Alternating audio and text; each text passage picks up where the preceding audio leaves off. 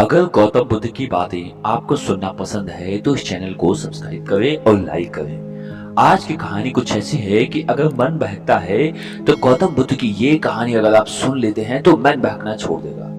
देखो, मन बहकना कोई बड़ी बात नहीं है। आज के जमाने में 100 में से 99% लोगों का मन बहकता ही है।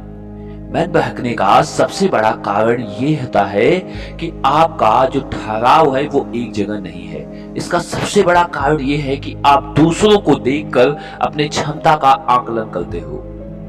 गौतम बुद्ध जी की एक कहानी है जिससे आप अपनी क्षमता का आकलन किसी दूसरे की क्षमता से करना छोड़ दोगे और आप अपने आप को बहुत बड़ा क्षमतावान समझने लगोगे और एक न एक दिन आपका मन बहकना बंद हो जाएगा। इसलिए इस कहानी में पूरी तरह बने रहे। एक बार दो राजा आपस में युद्ध लड़ने की ठाने। गौतम बुद्ध जी तपस्या कर रहे थे जंगल में। उनको भी पता चला कि दोनों राजा आपस में युद्ध करने वाले हैं। अब उन्होंने बोला कि क्यों न एक छोटा सा प्रयोग किया जाए, इन दोनों को पहले थोड़ा विश्लेषण किया जाए। अब क्या था, एक राजा दूसरे राजा के बीच युद्ध होने में 10 दिन का समय था। जो पहला राजा था वो दूसरे राजा के यहाँ अपने गुप्तचर को भेजकर रेकी करवा रहा था कि जाओ देखो उनकी क्षमता कितनी है, वो क्या करने वाले हैं।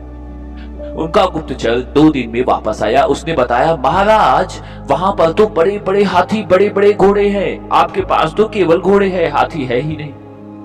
अब जो पहला राजा था, इतनी बात सुनते ही उसने अपनी क्षमता का आकलन दूसरे राजा से किया और अपनी क्षमता उससे कम समझा। युद्ध में लगभग 70% तो वो यहीं पर हार गया था कि मेरे पास तो हाथी ही नहीं है, उसके पास तो हाथी है।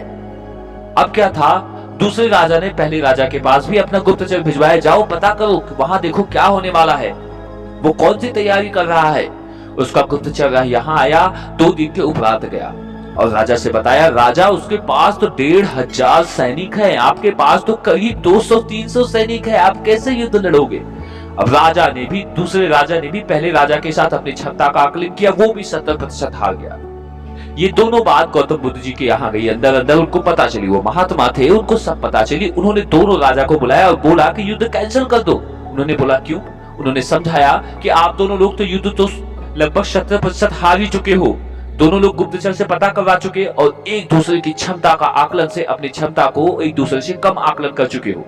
दोनों लोग बात समझ गए, दोनों लोगों ने युद्ध कैंसिल कर दिया। इस कहानी से ये पता चलता है कि हम किसी भी प्रतियोगी परीक्षा में बैठने जाएं या जिंदगी की कोई भी कठिन जब काम करने जाते हैं तो उसमें हम क्या करते हैं, दूसरे की क्षमता से अपनी क्षमता का आकलन करते हैं, जिससे हमारा मन बहकता है क्योंकि हम उससे बहुत कम समझते हैं।